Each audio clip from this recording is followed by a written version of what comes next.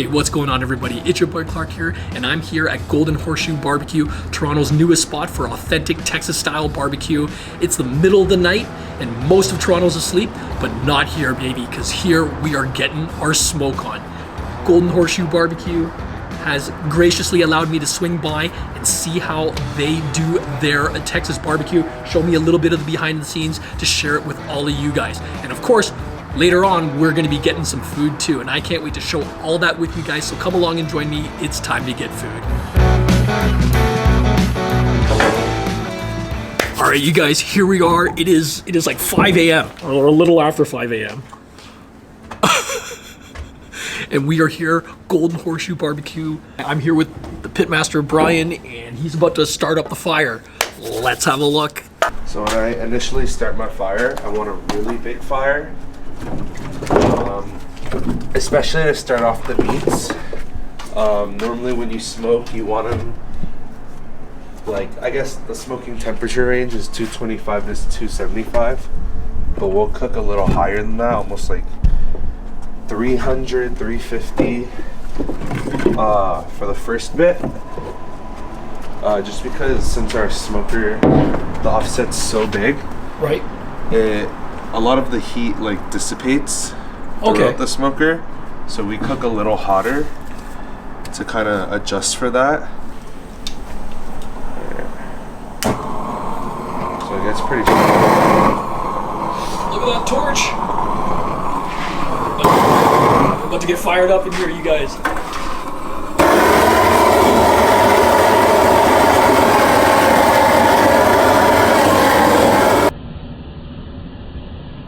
Actually, this isn't even the beginning. The magic all starts back in the kitchen, where they do the prep work, managing all of the meats that go into the barbecue, making sure the order and the timing is all done right.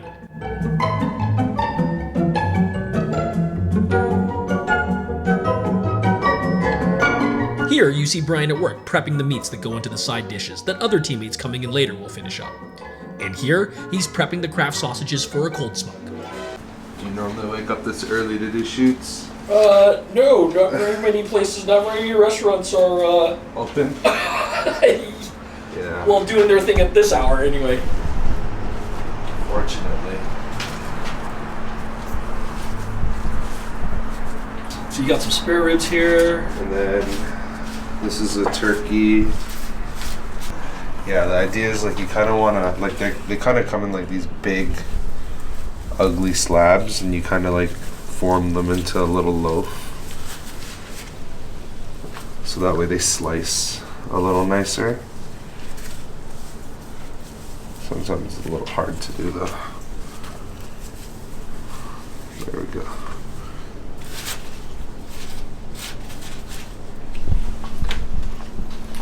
And then these are the pork belly burnt ends. And then this is the pork shoulder for the pulled pork. And then back there, we actually do pork belly to mix in with the pulled pork. Yeah. Now we're getting them into this smoker that you said we do the cold smoking here, right? Yeah, so this is the 500 gallon. So we'll keep it under, I think, 125-ish. And it's just to get, we're not cooking them at all. It's just to get the smoke on there. So you'll notice how they are now. They're very like raw looking, like you can see the ground beef kind of, and the ground pork in there, and like the individual, like the casing is very light, but as the smoke kind of packs on, it gets a little darker, and you get this like nice red hue to it. Just want to make sure that none of the sausages are touching each other. If they do, then the smoke won't really be able to go into the spots that are being touched. Right, so just maximizing surface area, I guess, right? So there's your pro tip, you guys, for you home cooks out there. Don't crowd your meats. All right, you guys, we've got the links over here. Cold smoking. We've got in the other smoker, fully loaded, you've got all those ribs and the pork shoulder and the pork belly, all that good stuff. I can't wait to try all this. I'll see you guys in a little bit, okay?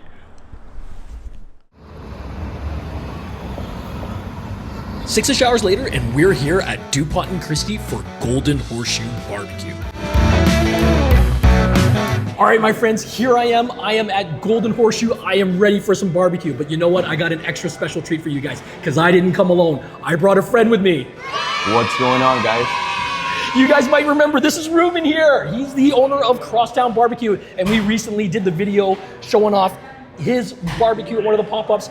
I'm still learning about barbecue, so I thought the best thing to do is to bring in an expert because I know Golden Horseshoe brings it the real thing. Real recognizes real, right? So that's right. I brought in the real deal right here. Rueben here, he's gonna help me out and he's gonna be able to maybe explain some of the more finer details of barbecue to you guys because we wanna make sure that not only are we having fun and enjoying the food, but maybe, you know, learn a little something along the way too, right? Maybe just We'll maybe. see. In between all the delicious food, right? That's right. All right.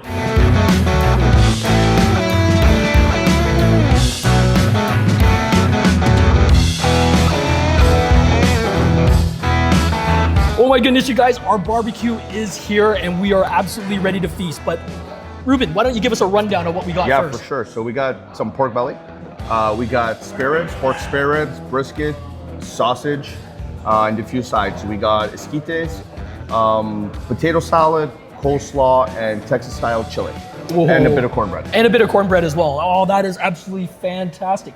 Now, you were telling me that there's this idea within barbecue known as the Texas Trinity. What's that about? So Texas Trinity, I mean, it's basically the staples in Texas barbecue, which is your spare ribs, your brisket, and your sausage. Personally, when I go to a spot, that's what I judge it on. Right, I've said before, like some of you have seen me do a few barbecue videos. I mean, nothing like the last couple we've done, right? But we've done a few barbecue videos and I've always sat there and said that, you know, I tend to judge places by brisket, but now I learned that it really is about those three things, right? Yeah, those are the main three things for me. I mean, a lot of these restaurants are taking the trim that they're getting from the brisket, from the ribs, from the pork butts, and they're making into their own craft sausage. Right. So really that's a lot of the times is like the restaurant gets to express their creativity in the sausage. Oh man, enough talking. I can't wait to dive in. Where should we start? Let's do a rib first. Let's do a rib first. All right, sounds good. You guys, look at that. Still smoking. All right, look at the bark on there. Great color. All right, cheers, my friend. Cheers, man.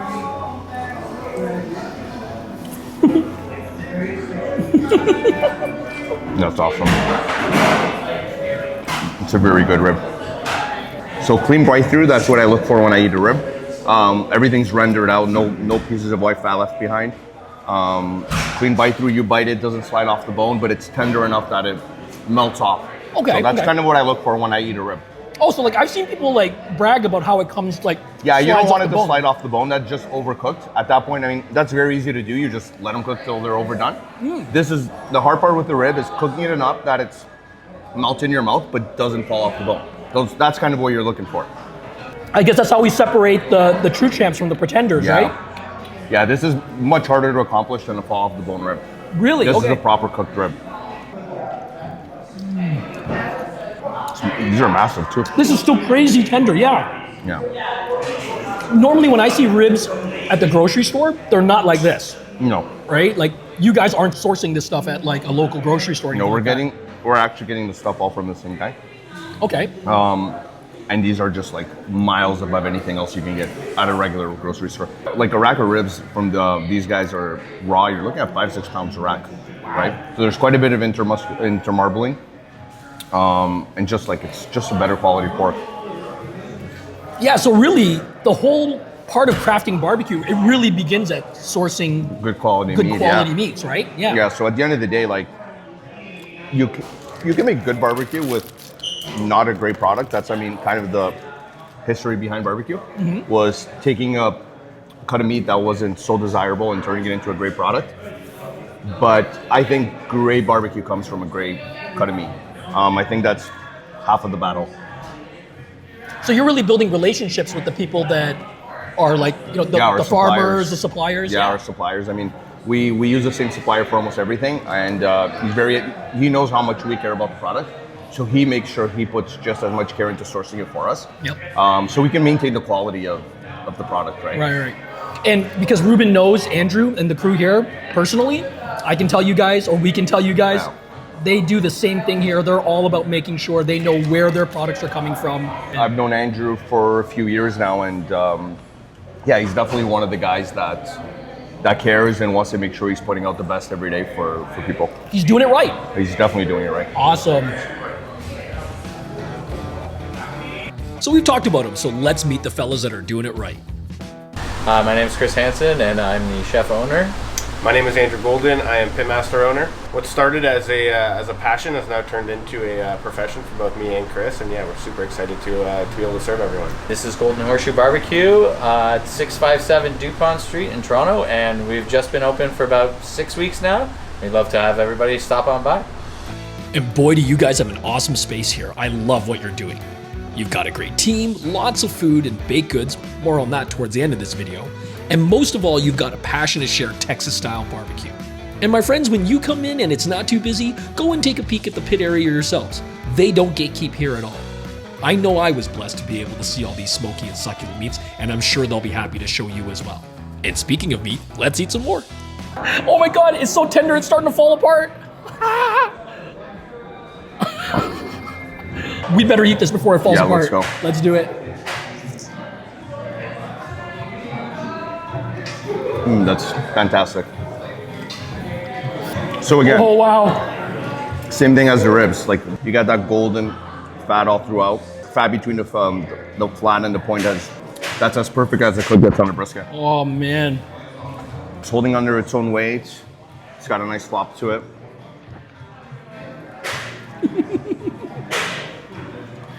That's very good brisket. Cheese in it because it starts to melt out.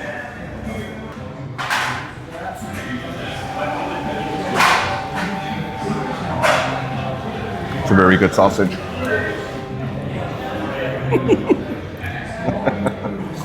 Get a little bit of bite from the jalapeno. You get the fattiness of the cheese. That's a really good sausage. I love the snap of that casing, and then just Nice bite through casing. the meat's nice and Okay, let's do some sides now.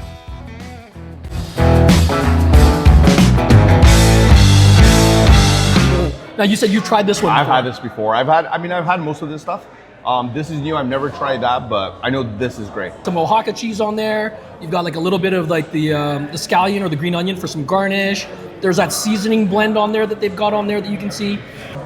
All right, let's get a little bit of lime on there.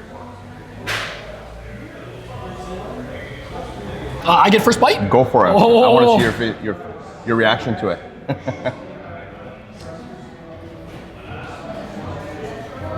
Really good, eh? It's like a whole combination of like flavors.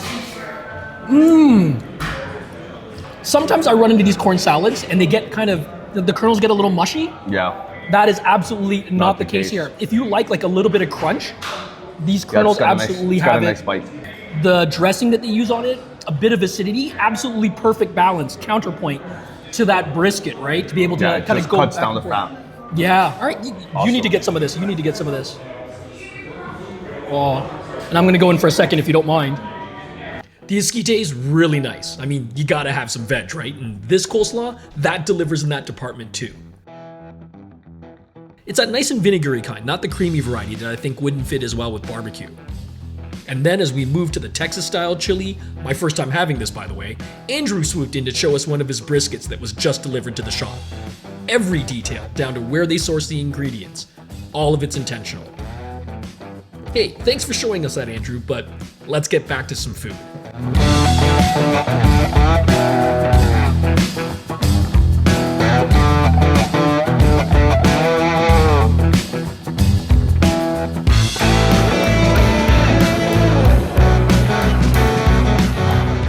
That's so good.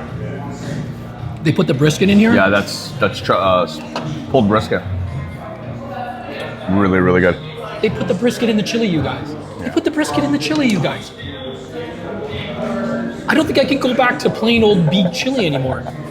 Well, so fun fact, Texas chili doesn't have beans. So there actually is no beans in there. There is no beans, yeah. So Texas chili is all about the meat. I see. Oh, wow. That's a sin in Texas to put beans in chili. Look, I know I may come off as being a bit extra with all this, but trust me, I'm not just blowing smoke up your you-know-what. No pun intended. But they really are doing great stuff here. And if you're a fan, or even if you haven't tried true barbecue before, but have at least an inkling of curiosity over what it's all about, I think you need to come and try Golden Horseshoe. Not gonna lie, this is on the pricey end, but hopefully I've been able to show you through this video why it is worth a treat every now and then. When I initially came in, this wasn't on my radar, but after talking to Andrew, he said he wanted us to give it a try. All right.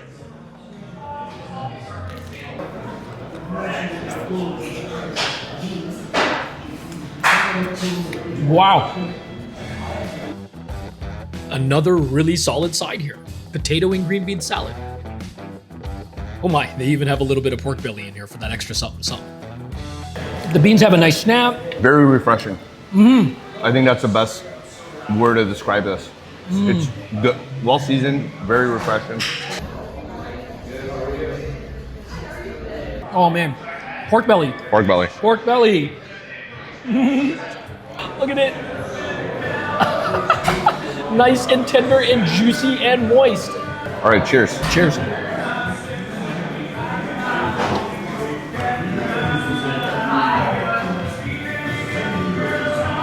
Oh wow. And this one, again, brings something new to the table. It's got some sweetness to it. I find with pork, ribs, and belly and anything like that, you need a little bit of that sweetness, just to contrast the fattiness. It's really good though.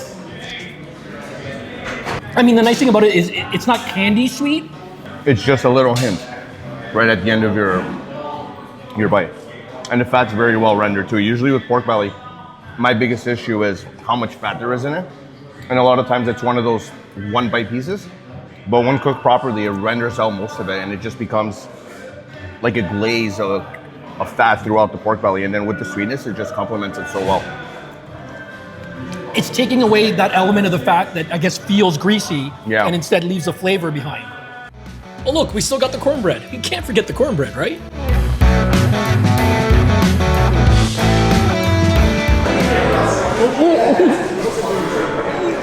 I can barely get my mouth around it. No surprise, the cornbread was excellent as well. And to be able to share all of this with Rueben, to be able to hear his knowledge and feel his passion as well, great to know that him and Andrew are good friends and they share that commonality in Texas barbecue. It's so great to see that there's no competition, that there's room for everybody here in Toronto. All right, my friends, I promised some treats at the end and here we go. Yeah, we got Mama's banana pudding, and I think that's the banana pudding cookie. That's a banana pudding cookie, you're right. Now, you mentioned Mama, right?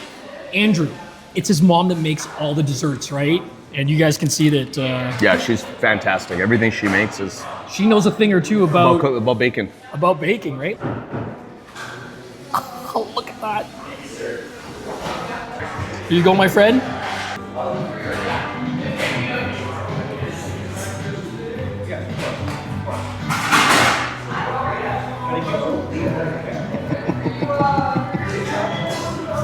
That is fantastic.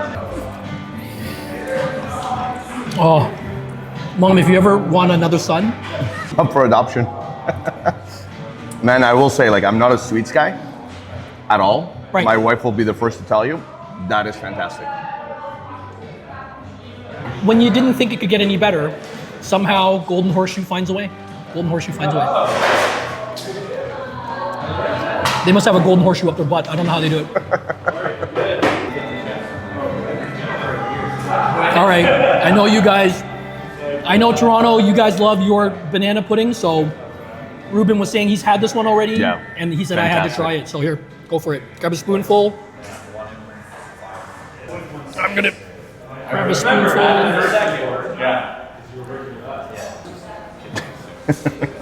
It's like a cloud, it's like a cloud. Yeah. Get that in your mouth.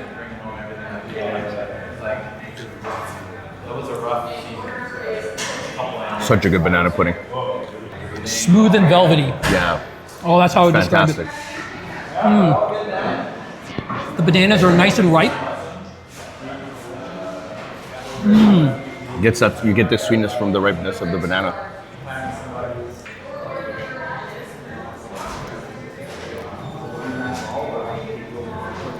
But it It's just, great. it comes through so well.